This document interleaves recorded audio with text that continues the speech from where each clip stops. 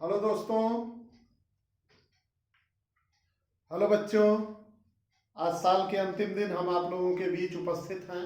कक्षा 10 में optics portion पे आज चर्चा करेंगे और उसमें मेनली रिफ्लेक्शन पे। तो रिफ्लेक्शन में हम कुछ इस तरीके से देखते हैं, जब भी कोई प्रकाश की किरण किसी चिकने सरफेस पे जैसे मिरर पे गिर रही है तो फिर वो उसी माध्यम में वापस हो जाती है। तो इसी फिनोमेना को हम रिफ्लेक्शन बोल देते हैं। रिफ्लेक्शन की कंडीशन में जो इंसिडेंट एंगल होता है वो रिफ्लेक्टिंग एंगल के इक्वल होता है। इन सब चीजों पे हम आपसे बात कर चुके हैं। इसके लिए हम आपको वीडियो का लिंक दे देंगे अपने डिस्क्रिप्शन में। फिलहाल उससे आगे बढ़ते हैं। तो रिफ्लेक्शन इन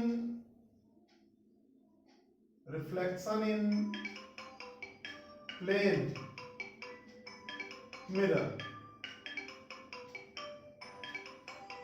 तो रिफ्लेक्शन इन प्लेन मिरर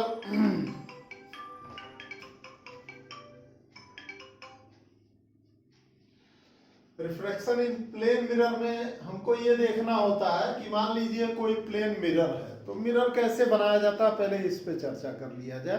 तो मिरर को बनाते समय कोई भी ग्लास होता है तो ग्लास के एक सरफेस को हम पॉलिश कर देते हैं रेड ऑक्साइड से। तो रेड ऑक्साइड से हम पॉलिश करते हैं और रेड ऑक्साइड से पॉलिश करने पे होता क्या है, प्रकाश की किरण अब इधर नहीं आ पाती है। जो साधारण समतल दर्पण होता है तो समतल दर्पण से हम किस तरीके से रिफ्लेक्शन करते हैं। समतल दर्पण का प्रयोग सभी लोग अपने घरों में करते हैं। समतल दर्पण के सामने जब कोई वस्तु रखी जाती है तो किस तरीके से उसका प्रतिबिंब बनता है, इस चीज को आप समझ लें थोड़ा सा चित्र के माध्यम से। तो मान लीजिए ये आपका समतल दर्पण है, इसके सामने आपने कोई पॉइंट ऑब्जेक्ट रख दिया है। ये पॉइंट ऑब्जेक्ट है।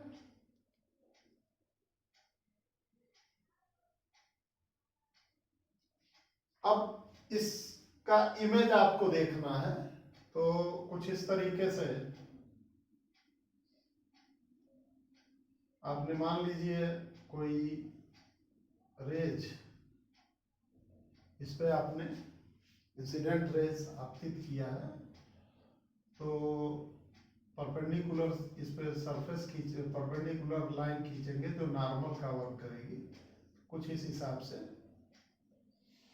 ये रिफ्लेक्ट होगी, ये आई है, ये आर है। इस कंडीशन में इसको आप चाहें तो ये भी कह सकते हैं कि ये आपका नॉर्मल हो जाएगा, क्योंकि परपेंडिकुलर जो लाइन है तो अगर इस पे कोई लाइन परपेंडिकुलर आप डालते हैं इस तरीके से तो परपेंडिकुलर लाइन सीधे निकल जाएगी।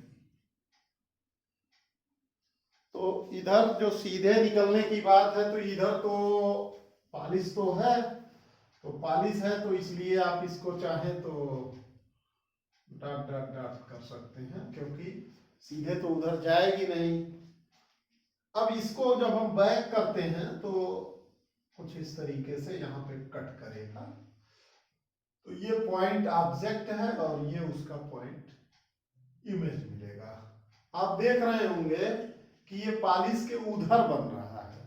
तो पॉलिश के उधर बनने का मतलब हुआ कि जो इमेज बनेगा उस इमेज की कैरेक्टरिस्टिक या कैरेक्टर में आप देखेंगे तो इमेज जो होगा वो वर्चुअल होगा।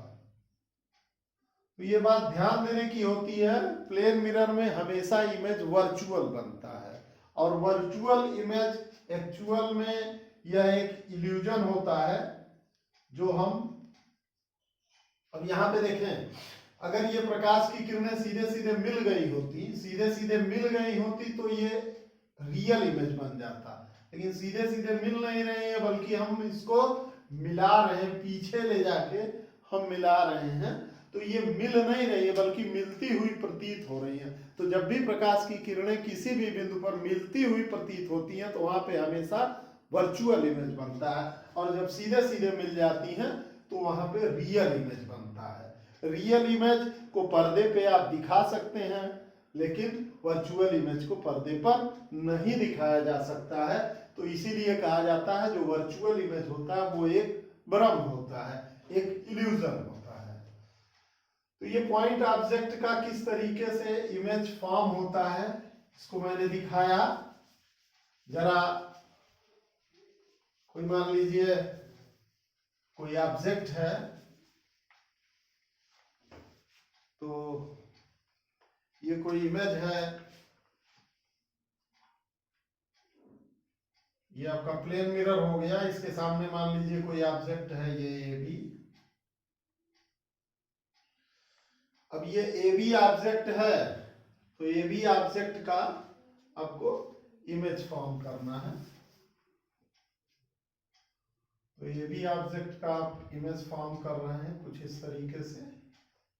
ये एक परपेंडिकुलर लाइन निकाल दिए, तो परपेंडिकुलर लाइन तो सीधे ये निकल जाएगी, इधर डॉट डॉट कर दे जिससे पता चले कि उधर नहीं जा पाएगी।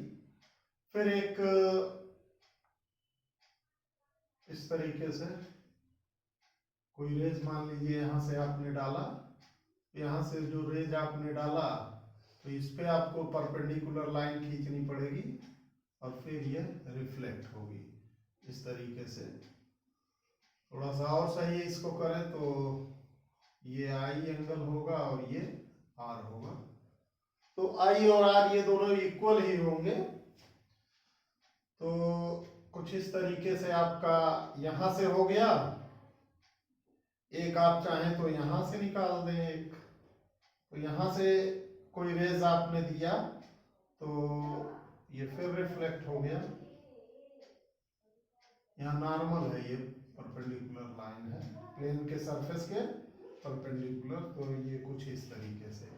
इसको जब बैक करेंगे तो ये यहाँ कट करेगा और ये वाला यहाँ कट करेगा।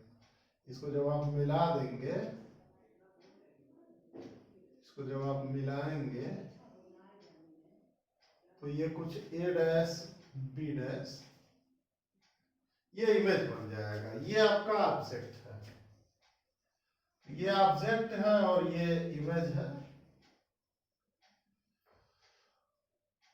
ये ध्यान देने की बात होती है कि जो प्लेन मिरर होता है या समतल दर्पण जो होता है, समतल दर्पण के सामने अगर ये मान लीजिए डी मीटर की दूरी पे कोई ऑब्जेक्ट रखा गया है तो वो इधर जो बनेगा यानी दर्पण के पीछे जो बनेगा वो डी मीटर की दूरी पे ही बनेगा।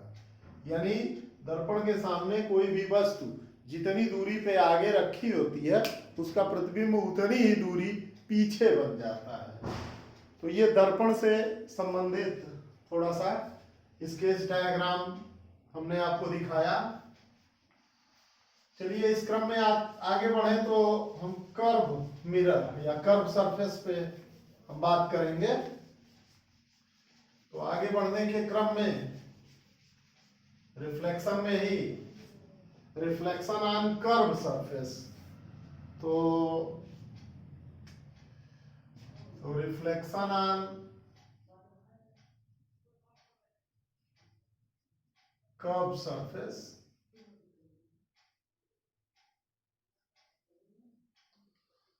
तो कर्व सरफेस में या स्फेरिकल सरफेस कह सकते हैं। तो स्फेरिकल सरफेस के जो मिरर होते हैं वो बनते कैसे हैं तो समझते हैं जरा सा। तो समझने में मान लीजिए कोई आपका ये स्फेयर है और हालो स्फेयर है, खोखला है। तो खोखला है, इसको आपने कट कर दिया यहां से। अब इसको कट कर दिया यहां से तो ये कुछ इस हिसाब से बन गया। अब इस हिसाब से ये आपका ए बी है, तो ये ए बी यहां पे आ गया, काट के अलग कर दिया। अब काट के अलग कर दिया, अब पॉलिश किधर आप लगाते हैं उस पर डिपेंड करता है कि मिरर कैसा बनेगा। तो मान लीजिए पालिश आपने इधर लगा दिया, तो पालिश आपने इधर लगाया, यानी इसमें देखिए दो सतह हो गई, एक उभरी हुई सतह है, एक अंदर धंसी हुई है। तो अगर उभरी हुई सतह पे आपने पालिश लगा दिया तो अब रिफ्लेक्शन, ये सरफेस जो होगी जो धंसी हुई है अंदर की ओर, ये रिफ्लेक्टिंग सरफेस होगा, यहां से रिफ्लेक्शन इधर से होगा। तो धंसी हुई सरफेस से अगर रिफ्लेक्शन हो रहा है तो ये बन जाएगा आपका अवतल दर्पण, यानी कॉनकेव मिरर। इसी तरीके से मान लीजिए आपने इसको ऐसे पलट दिया, इस तरीके से कर दिया, और अब धंसी हुई सतह पे पालिश लगा दिए। तो धंसी हुई सतह पे अगर पालिश लगा दिए तो अब रिफ्लेक्शन इधर से होगा ऐसे, यानी उभरी हुई सतह जो है वो रिफ्लेक्शन करेगी। तो उभरी हुई सतह अगर रिफ्लेक्शन कर रही है तो इस प्रकार का अगर कोई मिरर है तो इसी को हम कह देते हैं उत्तल दर्पण।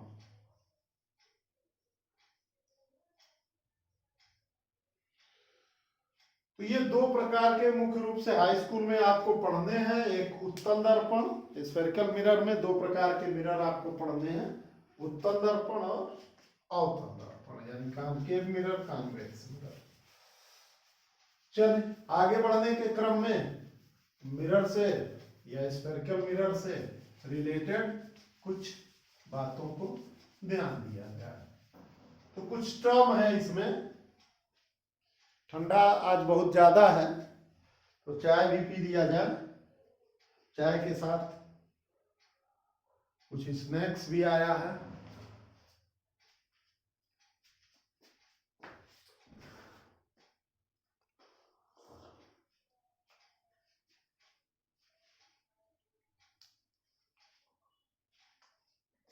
तो कोई भी मिरर किसी स्फीयर से ही काट के बनाया जाता है, किसी गोले से ही काट के बनाया जाता है। तो जिस भी गोले से वो कट के बनता है, मान लीजिए इस गोले से कट के बना, ये आपने पॉलिश कर दिया इधर, अंदर पॉलिश किया, तो ये क्या बन गया, उत्तल दर्पण। तो इस उत्तल दर्पण में जो आपको जानने के टर्म क्या है, पहला है वक्रता केंद्र या सेंटर ऑफ कर्वेचर, दूसरा हो जाएगा वक्रता त्रिज्या, वक्रता त्रिज्या। तो रेडियस ऑफ कर्वेचर हो जाएगा, फिर आ जाएगा आपका फोकस, फिर है पोल यानी ध्रुव, दर्पण का ध्रुव, और एक और टर्म आता है मुख्य अक्ष।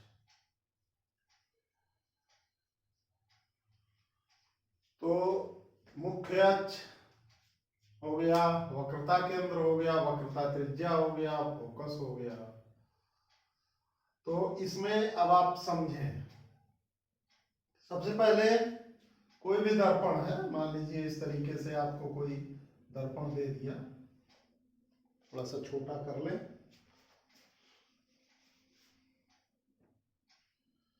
मान लीजिए कुछ इस तरीके से आपको कोई दर्पण दिया,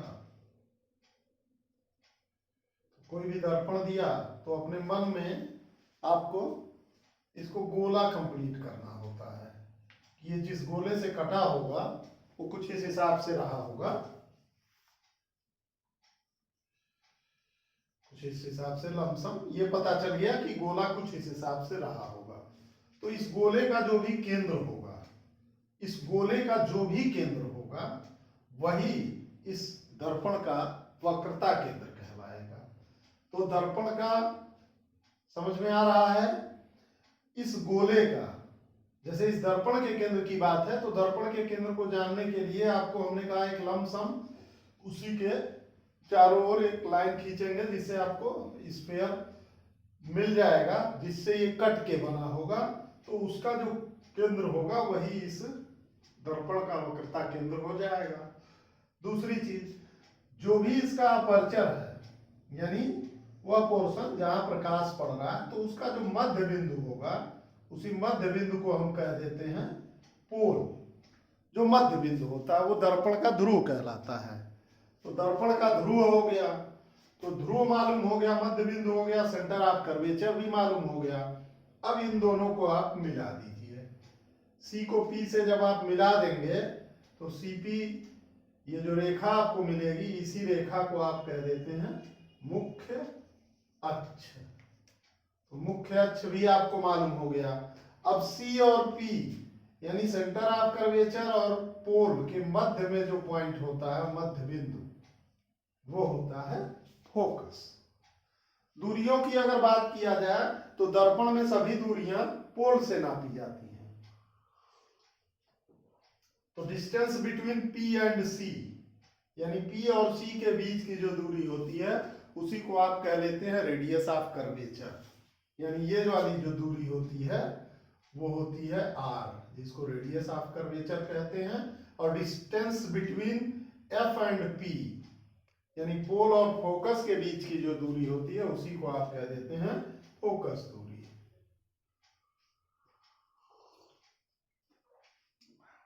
एक रिलेशन आपको बताया जाता है कि आर जो फोकस दूरी होती है वो वक्रता त्रिज्या की आधी होती है। तो आगे इस पे चर्चा किया जाएगा। यानी अगर आपको वक्रता त्रिज्या मालूम है, रेडियस ऑफ कर्वेचर, तो आप फोकस दूरी मालूम कर लेते हैं। तो हम आपको कह रहे थे कि जैसे कोई भी मिरर है तो उस मिरर में सी कहाँ है, एफ कहाँ है, पी कहाँ है, इस चीज को जानने के लिए एक आप अपने दिमाग में एक रफली स्केच, जब भी आपको कोई दर्पण मिलेगा तो रफली एक स्केच आप कर सकते हैं। और स्केच करने से आपको आइडिया मिल जाएगा कि सी कहाँ होगा इसका, एफ कहाँ होगा, या किधर होगा, राइट होगा, लेफ्ट होगा। आगे बढ़ते हैं।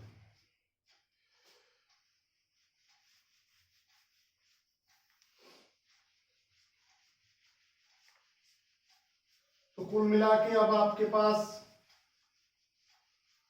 स्फेरिकल मिरर में टू टाइप मिरर हो गए। तो टू टाइप मिरर में कौन कौन मिरर हो गए? एक उत्तल दर्पण हो गया और एक हो गया अवतल दर्पण। तो अवतल दर्पण और उत्तल दर्पण,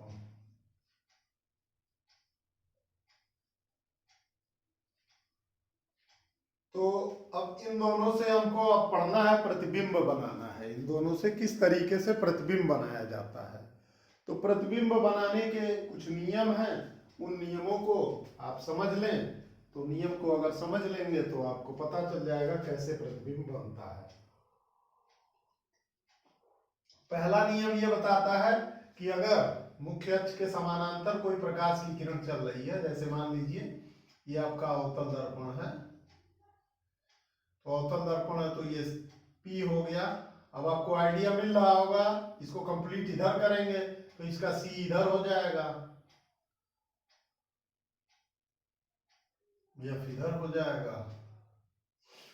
आपसे कहा गया कि जब भी, पहले नियम में, जब भी कोई प्रकाश की किरण मुख्य अक्ष के समानांतर चलती है, तो मुख्य अक्ष के समानांतर मान लीजिए इस तरीके से कोई प्रकाश की किरण आ रही है, तो अपवर्तन के बाद कहां से होके जाएगी? वो फोकस से होके जाएगी।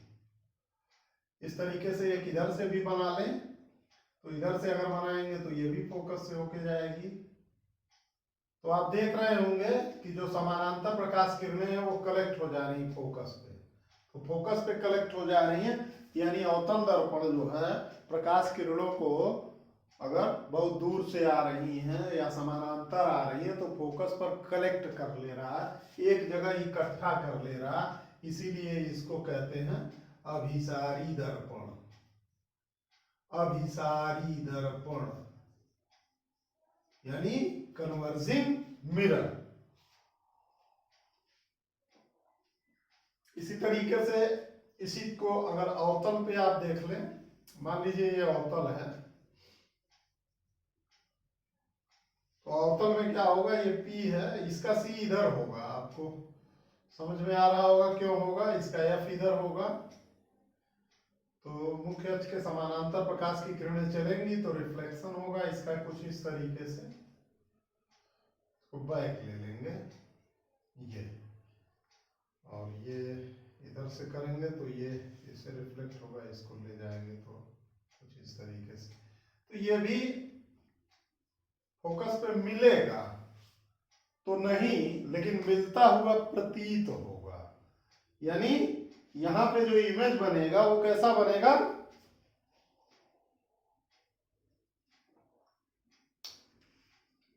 वर्चुअल। यहां पे देखें इमेज फॉर्मेशन में, देखें यहां पे रेंज कट रही है आपस में, आफ्टर रिफ्लेक्शन यहाँ पे काट दे रही है, तो जहां वे कटेंगी वहीं पे इमेज बनेगा। यहाँ पे कट नहीं रही है, ये सीधे इधर निकल गई, ये इधर निकल गई, फिर आपने पीछे ले गए, पीछे जब ले गए तो आपको मिलेंगी, ये फोकस पे मिल जाएंगी। तो यहाँ पे आप देखें कि जो अवतल दर्पण है वो प्रकाश किरणों को एक जगह कलेक्ट कर रहा है, एक जगह कलेक्ट कर रहा है, तो इसी प्रॉपर्टी के कारण अवतल दर्पण को हम अभिसारी दर्पण या कन्वर्जिंग दर्पण या कन्वर्जिंग मिरर भी बोलते हैं।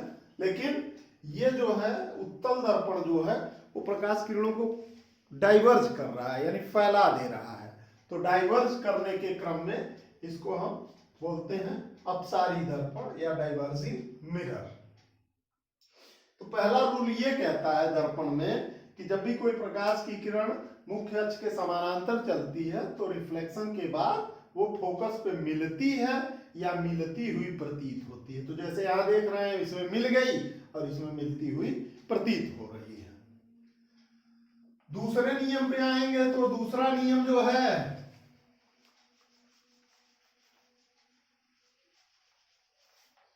दूसरा नियम सेकंड रूल जो है, सेकंड रूल आपको यह बताता है कि अगर मान लीजिए कोई प्रकाश की किरण C से चल रही है, C से, तो ये आपका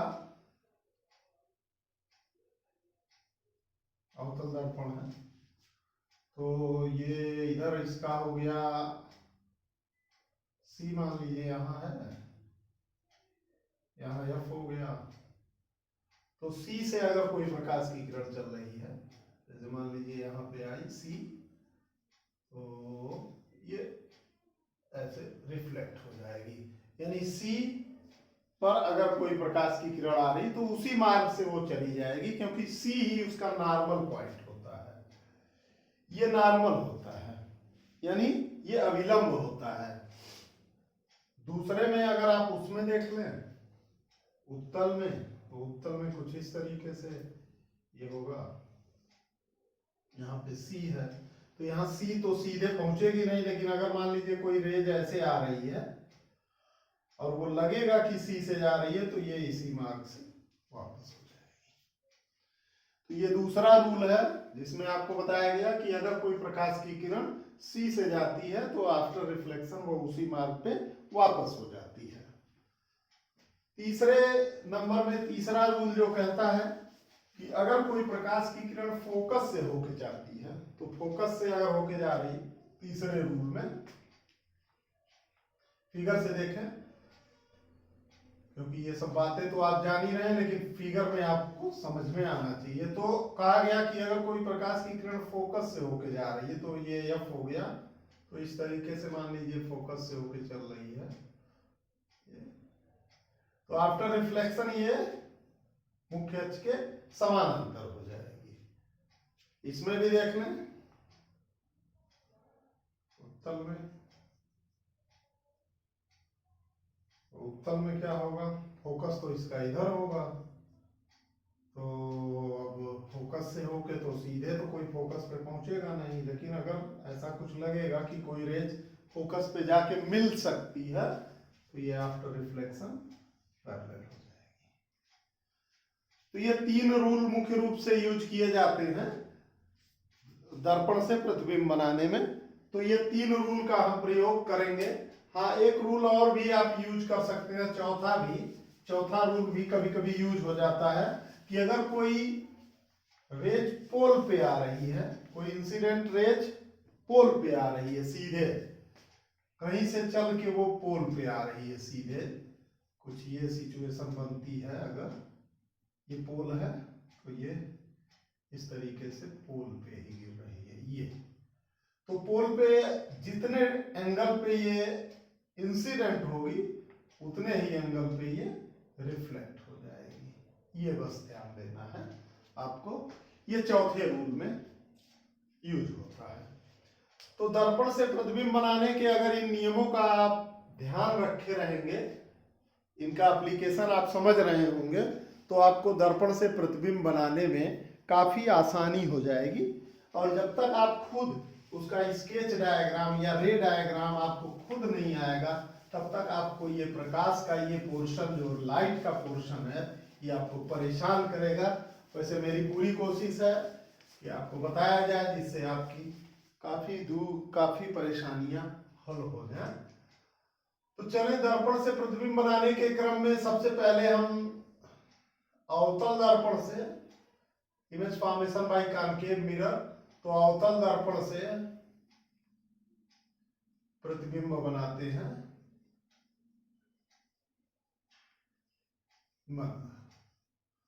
तो अवतल दर्पण से हम प्रतिबिंब मान लीजिए बनाते हैं, तो अवतल दर्पण से प्रतिबिंब बनाने में किन किन स्थितियों में प्रतिबिंब बन सकता है, तो स्थितियां पहले आप केस समझिए।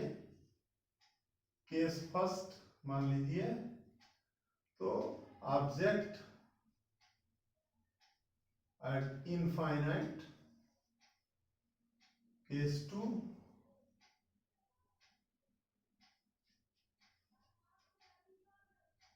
Object between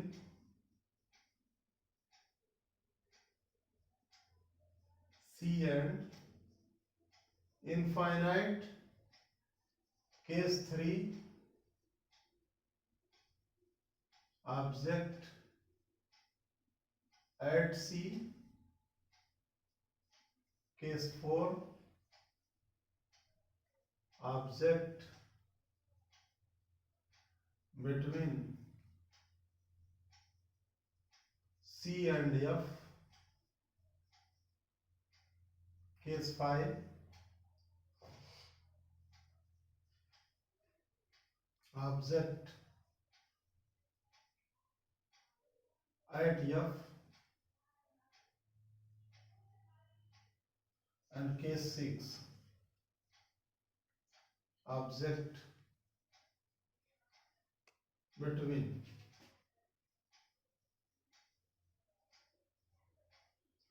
P and F, यानी पोल एंड फोकस के बीच होगी। तो अवतल दर्पण से प्रतिबिंब बनने की ये स्थितियां हो सकती हैं। इन स्थितियों में आपको प्रतिबिंब बनाना जानना चाहिए, कैसे प्रतिबिंब बनता है, प्रतिबिंब बनने के साथ उसकी नेचर क्या होती है, यानी इमेज वर्चुअल होता है कि इमेज रियल होता है, छोटा होता है, बड़ा होता है। हाँ, एक बात और ध्यान रखिएगा, इमेज के क्रम में अगर कोई रियल इमेज होगा तो रियल इमेज हमेशा कैसा होगा, उल्टा होगा, और जो वर्चुअल इमेज होगा वो हमेशा कैसा होगा, सीधा होगा। ठीक है, चलिए आगे बढ़ते हैं। तो आगे बढ़ने के क्रम में अब एक एक इमेज हम आपको बना के दिखाते हैं, जरा देखें। तो फर्स्ट केस में जरा देखें, अवतल दर्पण में ऑब्जेक्ट इनफाइनाइट पे है। तो इनफाइनाइट पे अगर कोई ऑब्जेक्ट है तो कुछ इस तरीके से हमने कहा ये कोई अवतल दर्पण है, ये आपका प्रिंसिपल एक्सिस है, ये पोल हो गया। इनफाइनाइट पे अगर कोई ऑब्जेक्ट होता है तो ये माना जाता है कि वो बड़ा है या बड़ा नहीं है, हमसे बहुत दूर है, तो वहां से जो रेज आ रही है, बड़ा है छोटा है वो तो बात की बात हो गई। जैसे सूर्य है, चंद्रमा है, तारे हैं, तो तारे के बारे में बताया जाता है, एक एक तारे बहुत बड़े हैं, हमारी पृथ्वी से भी बड़े हैं, लेकिन कितने छोटे दिखाई देते हैं क्योंकि वो बहुत दूर है। तो बहुत दूर से जब कोई प्रकाश की किरणें चलती हैं, तो बहुत दूर से जब चलती हैं तो वो कैसी चलती हैं, वो कुछ इस हिसाब से चलती हैं, पैरेलल। तो पैरेलल रेज चलेंगी तो समानांतर, यहां कहीं ऑब्जेक्ट है इनफाइनाइट पर ऑब्जेक्ट। अब रिफ्लेक्शन होगा तो ये तो P वाला पॉइंट है, तो ये ऐसे आ गया। ये इसके लिए नॉर्मल आपको लेना पड़ेगा, तो नॉर्मल यहाँ कहीं इसका C होगा, मान लीजिए ये C है, ये F है, तो नॉर्मल के लिए यहाँ C से आपने लाइन मिला दिया तो ये नॉर्मल बन गया। ये एंगल आपको इंसिडेंट एंगल देख लेना है, ठीक उतने ही एंगल पे यहाँ से रिफ्लेक्ट हो जाएगी। थोड़ा सा ये हम आपको क्लियर कर दें कि ये जो इमेज फोकस पे तो नहीं बनेगा, लेकिन फोकस तल पे बनता है। तो जो भी कुछ इस तरीके से यहाँ पे आ जाएगा, तो यहाँ मिला देंगे। ये जो प्लेन होता है, फोकस से जो गुजरने वाला जो वर्टिकल प्लेन होता है, ये फोकस से गुजरने वाला जो वर्टिकल प्लेन होता है, इसी को हम कह देते हैं फोकल प्लेन। फोकल प्लेन यानी फोकस तल। तो इस कंडीशन में जब भी कोई ऑब्जेक्ट इनफाइनाइट पर होता है, बहुत बड़ा मान लीजिए ऑब्जेक्ट है, तो बहुत बड़ा अगर कोई ऑब्जेक्ट है और वो इनफाइनाइट पर है और दर्पण के सामने जब आता है, तो उसकी कैसी इमेज बन गई, कैसी इमेज बन गई? तो आप देख रहे हैं ये प्रकाश की किरणें जो हैं एक दूसरे को कट कर रही हैं, तो निश्चित रूप से कैसी इमेज बनेगी? तो एक दूसरे को अगर कट कर रही है तो ये रियल, तो रियल होगी और डिमिनिश्ड होगी एंड इन्वर्टेड। तो रियल, रियल कह लीजिए, तो रियल है तो ये तो पक्का है, इन्वर्टेड हो गया। And small, smaller than object, जो ऑब्जेक्ट है उससे छोटी हो जाएगी। तो ये पहली स्थिति हो गई और बनेगी कहां पे? फोकस बिंदु पे ही या फोकल प्लेन पे कह लीजिए। अब आगे बढ़ते हैं केस 2 में।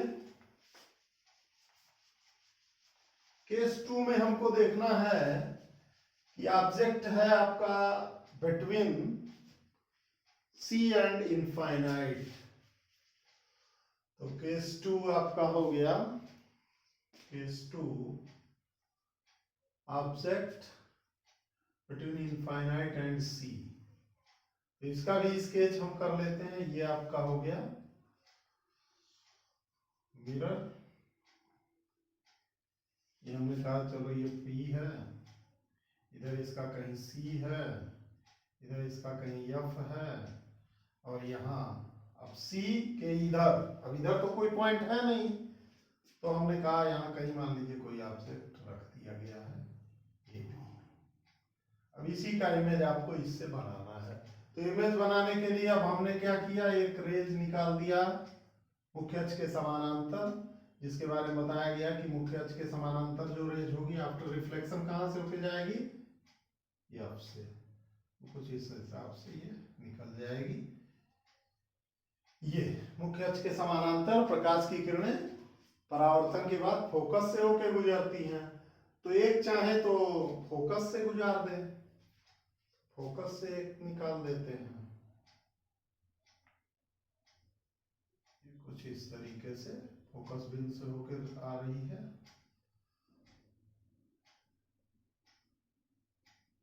कुछ हिसाब से यहाँ पे आ गई, कट कर दी इसको, तो यहाँ से इस पे परपेंडिकुलर डाल दिए, ये इमेज बन जाएगा।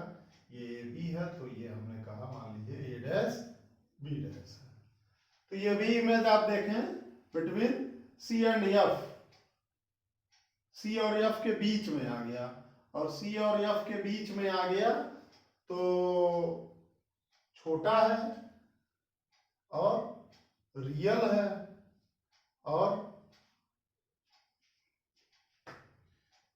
तो इसका अगर करेक्टर देखेंगे तो रियल, इन्वर्टेड एंड स्मॉल। तो ये भी इमेज छोटा होगा। तो जब भी कोई ऑब्जेक्ट अवतल दर्पण के सामने सी और अनंत के बीच में रहता है तो उसका जो करेक्टर है वो कैसा होगा, रियल होगा, इन्वर्टेड होगा और स्मॉल होगा, और ये बनेगा बिटवीन सी एंड एफ, सी और एफ के बीच में बन जाएगा। अब तीसरी स्थिति बनती है जब हम ऑब्जेक्ट को सी पे रख देते हैं, तो ऑब्जेक्ट हमारा कहां है, सी पे है।